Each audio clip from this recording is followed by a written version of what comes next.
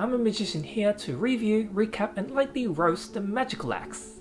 The first magician up was Mervant, whose audition mixed magic and music, specifically cards and rap, with an act that you would enjoy whether you're into magic or music, which is very awesome. He does what most magicians can't do, which is multitask, rap, shuffle cards and look good all at the same time. Mervant did a storytelling act, which is a type of card magic where you tell a story with a deck of cards.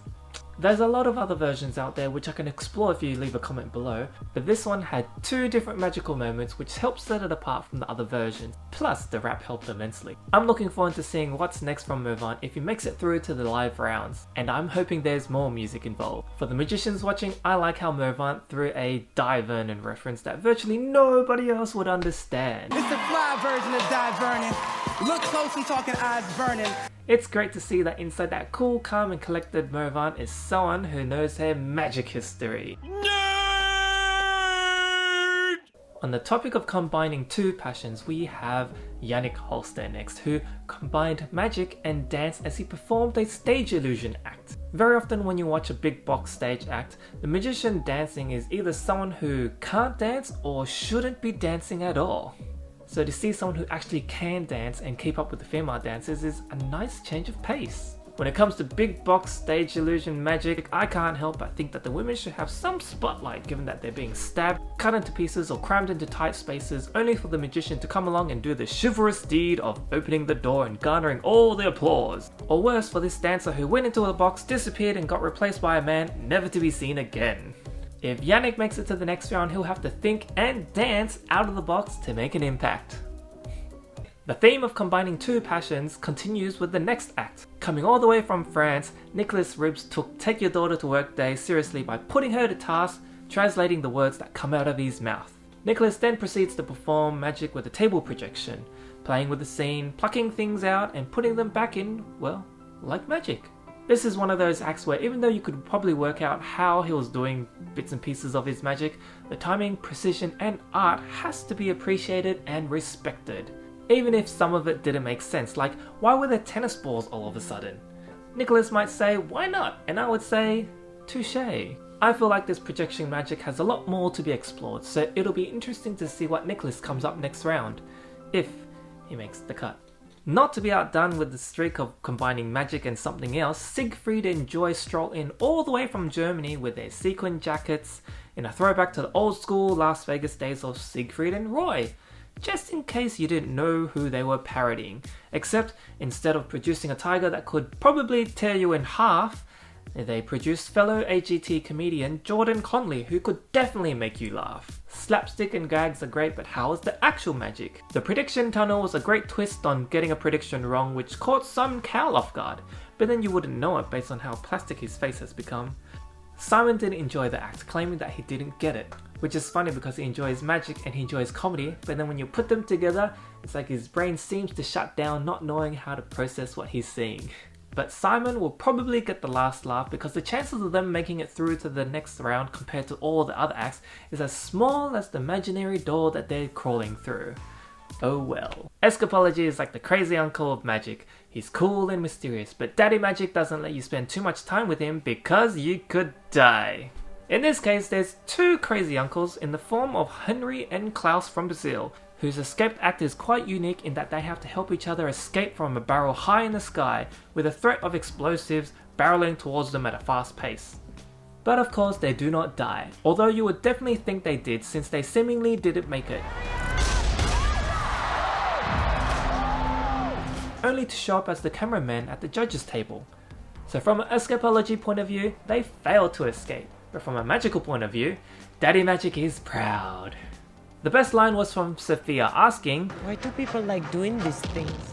Which makes sense because it's so dangerous. But I don't have an answer, since I'm also partial to swallowing needles while on stage. First you had Nicholas Ribs, the French magician who doesn't talk.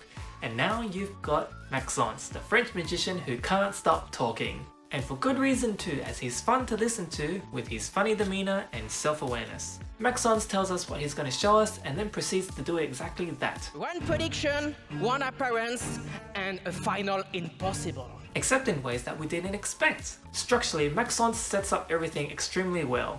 The predictions set up the final, the appearance was a great surprise in the middle, and the finale itself was impossible, which you didn't really get from any of the previous magicians auditioning. Running from the stage to the judges and back and forth would usually result in some dead time, but Maxence fills that perfectly with humour.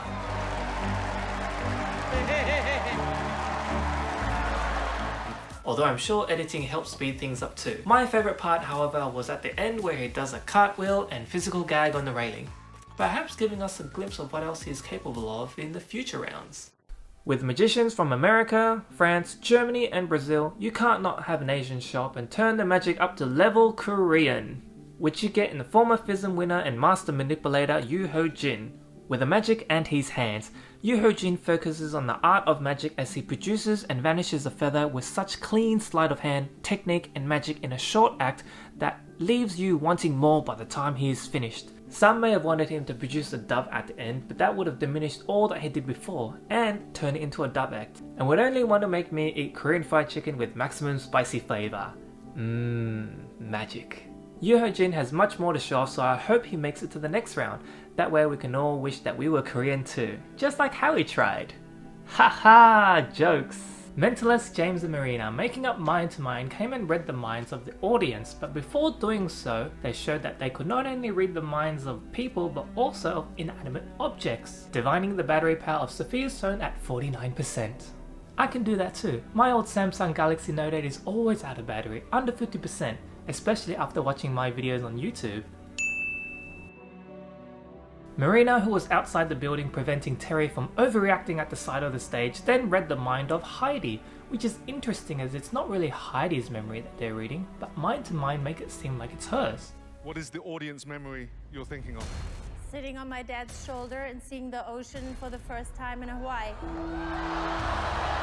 Despite getting 4 yeses, they didn't make it to the live rounds unfortunately, but as mentalists, they should have seen that coming, right? None of the magic acts got the golden buzzer, but you could make my day by giving this video a like.